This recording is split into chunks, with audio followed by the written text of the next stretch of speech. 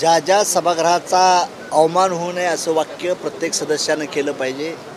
आपल्या महाराष्ट्राच्या विधान परिषदेची विधानसभेची एक गरिमा वेगळी आहे।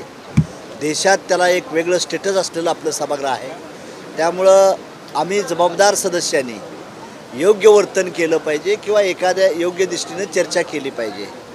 या दृष्टीनं सभागृहातल्या सदस्यांनी काही प्रोटोकॉल्स आणि नियम आहेत ते नियमाचं आपले करून करण्याचा प्रयत्न केला पाहिजे। आमच्याकडून जे अपशब्द देतात त्याला कुठतरी मोहर लागली पाहिजे।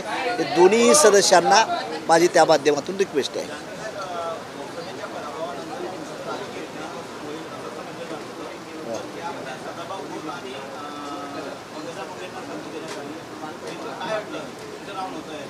काही नाही, माझं काही तसं नव्हतं, म्हणणं नव्हतं, कारण 2 टर्म मी विधान परिषदेत घातलेले आहेत। आता वरचा मार्गही बघितला पाहिजे, आपण त्यांनाही संधी मिळाली पाहिजे सर्वांना। या दृष्टीने आपण प्रयत्न केला पाहिजे आणि आपण नाराज वगैरे काही नाही। आमच्या राष्ट्रीय समाज पक्षाची महायुतीवर अलायन्समध्ये आहे। मला लोकसभेला त्यांनी एक जागा दिली ती, शिंदेसाहेब असतील, फडणवीस साहेब असतील किंवा अजितदादा असतील, त्यामुळे त्यांनी एक लोकसभेत माझी भागीदारी मला दिली होती। जनतेनं कौल दिला, आम्ही पराजित झालो, आम्ही जनतेचा आदेश मानलेला आहे। त्यामुळं पुन्हा राष्ट्रीय समाज पक्ष कसा वाढवता येईल आणि महायुतीची सत्ता या राज्यावर पुन्हा कशी प्रस्थापित होईल यासाठी मी प्रयत्न करणार आहे। मी स्वतः कधीच विधानसभेला उभा राहणार नाही, पण मी माझ्या पक्षाचे आमदार निवडून आणण्यासाठी गुड न्यूज असेल आणि डेफिनेटली मी चांगलं काम माझा पक्ष करेल, त्यावेळेस जनता मला आशीर्वाद देईल अशी मला अपेक्षा आहे।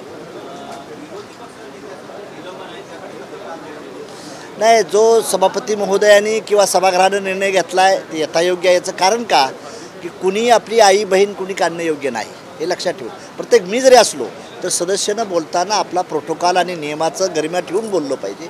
ही भूमिका होऊन जो सभागृहाने निर्णय घेतला आहे ते यथायोग्य योग्य आहे।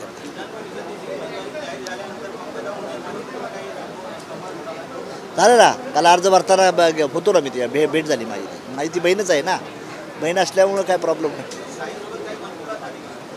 मन की बात काही नाही अजून, आता नंतर करू विषय। अर्ज तरी काल भरला आहे तिनं।